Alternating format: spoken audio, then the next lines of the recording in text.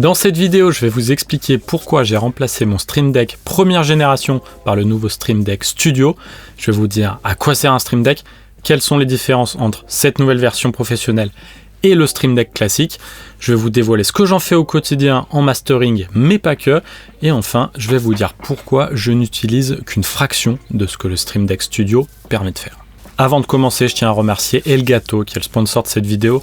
Je suis ravi de voir cette marque soutenir la chaîne et me permettre ainsi de vous faire découvrir ce produit qui est si important dans mon travail au quotidien.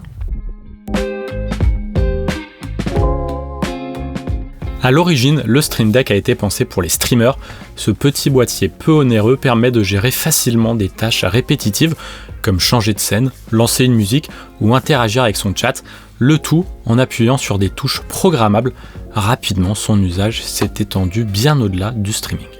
Son fonctionnement repose sur l'intégration de plugins et de fonctions plus basiques liées au système d'exploitation comme le simple lancement de raccourcis clavier.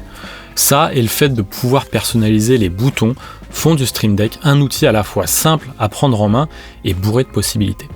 Grâce à cette flexibilité, il est devenu populaire dans plein d'autres secteurs, notamment la production audio, la vidéo et même la bureautique et le développement de logiciels.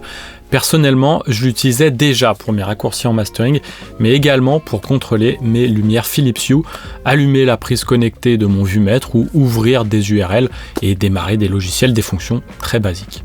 Suite au succès du produit, Elgato a décliné le Stream Deck en plusieurs versions, avec encodeur rotatif, avec davantage de boutons, etc. Et maintenant, on a cette version Studio en rack 19 pouces. Mais cette version n'est pas une simple déclinaison en termes du nombre de boutons ou d'encodeurs, ni même de format. S'il vaut 1000 € TTC et que les pros du broadcast estiment que c'est un produit peu cher, c'est qu'il a d'autres cordes à son arc.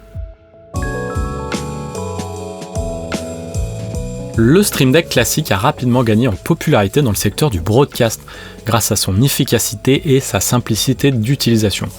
Les régies télé par exemple l'ont adopté pour ses raccourcis personnalisables qui permettent de gérer des actions complexes en un clic ou juste des changements de caméra. Le logiciel BitFocus Companion est rapidement devenu le standard pour utiliser le Stream Deck comme surface professionnelle pour un grand nombre de commutateurs de présentation, de logiciels de lecture vidéo et d'équipements de diffusion. C'est en réponse à cette demande que Elgato a développé le Stream Deck Studio, une version améliorée pour les professionnels du broadcast. Ce modèle rackable intègre tout un tas de fonctionnalités avancées comme le protocole SNMP pour la surveillance intégrée de l'infrastructure et du réseau, la prise en charge native d'IS4, d'IS05 pour une diffusion sur IP, le routage crosspoint et tout un tas d'autres termes que ni vous ni moi ne comprenez mais qui permettent au Stream Deck Studio de fonctionner sans l'application Stream Deck et de répondre aux besoins des pros du direct. Vous l'aurez compris, toutes ces fonctions hyper avancées et orientées broadcast et vidéo me sont inutiles, mais libre à moi de les intégrer plus tard dans mon workflow puisque BitFocus Companion peut tout à fait être intégré à mon logiciel Reaper. Ce dernier est reconnu pour sa flexibilité et sa communauté hyper active sur le bidouillage du logiciel et je sais que plein d'utilisateurs de ce dos utilisent BitFocus Companion. Moi, j'en suis pas encore là, mais sait-on jamais. Ce qui est sûr, c'est que je suis certain que derrière cet écran, il y a plein de bidouilleurs de Reaper qui vont aimer ces fonctions avancées du Stream Deck Studio. Je vous invite d'ailleurs à dire en commentaire ce que vous pourriez en faire. La raison qui fait que j'ai ce Stream Deck Studio, c'est donc principalement pour son format rack 19 pouces. Ça correspond à mon bureau de mastering et c'est ce que je préfère utiliser. Moi, moins j'ai de choses sur mon bureau et mieux je me porte. Cerise sur le gâteau, le port USB en façade me sert à charger les claviers et souris sans fil, sans câble hyper long.